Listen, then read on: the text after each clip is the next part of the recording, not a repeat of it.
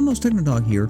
As of this video going live, today's my 23rd birthday, and just days ago I decided to make Pac-Man fan art because this year is also the 45th anniversary of the Pac-Man franchise. I decided to draw Pac-Man and the Ghost because I've really been getting more into retro gaming lately. Consoles like the Sega Genesis, the Super NES, the PlayStation, and Nintendo DS.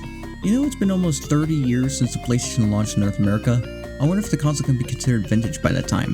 One of those examples of my retro gaming hyperfixation is, of course, Pac-Man. What started out as a 1980 arcade game developed by a team led by Toru Iwatani has since grown into a gaming franchise featuring games like a 16-bit arcade game released in 1987, a puzzle game, and an adventure game for 4-10 consoles, a trilogy of 3D platformers, and so on.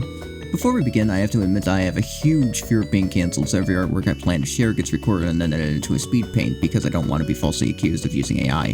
Now with that out of the way, let's begin. As my channel description states, I primarily use Krita to make thumbnails, and the same is true for my art. The tablet I currently use is an XP Pen Deco 1v3, a screenless drawing tablet, so I may have had trouble adjusting to it since drawing tablets are notoriously awkward to use despite being around since the Commodore 64 days. The first step I took was to draw Pac-Man. Despite being a character I've never drawn before, he wasn't very hard to draw, to be honest. While drawing him, I also took the time to correct the size of his boots because they looked out of proportion compared to the rest of his body. For facial expressions, I just played around with it until I found one I liked.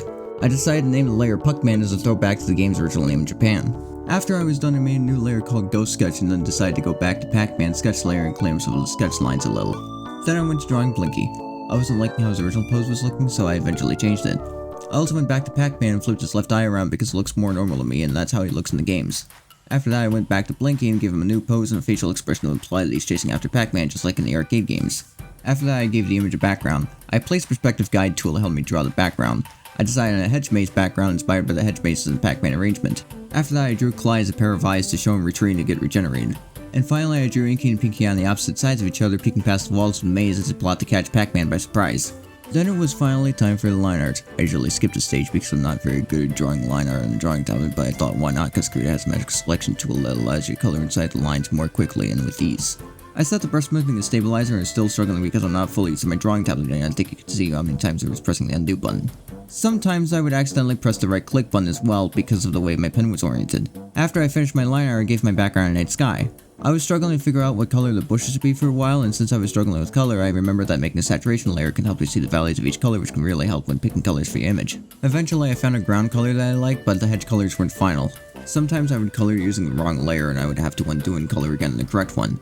I played around with the colors of Pac-Man until I found some I thought fit the scene best. The color of his boots would be used for Blinky and his glove color would be used for all the ghosts.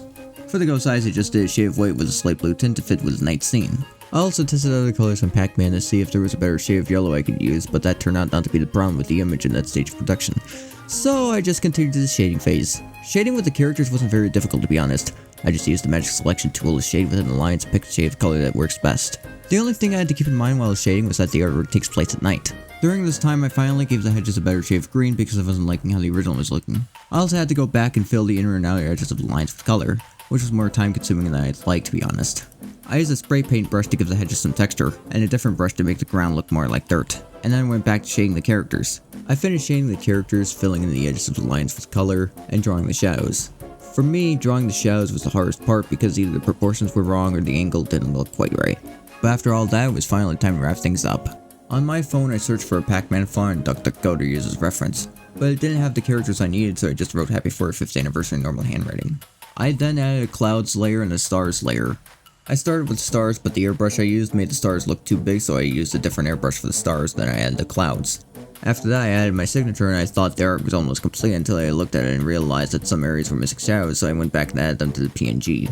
Sure, some mistakes were made during the making of this artwork, mainly the line art, but I think this turned out not too bad for my first attempt at making proper line art not being fully used in my drawing tablet. If you liked this video, hit the like button, dislike it if you didn't, and wish me a happy birthday. Stay tuned.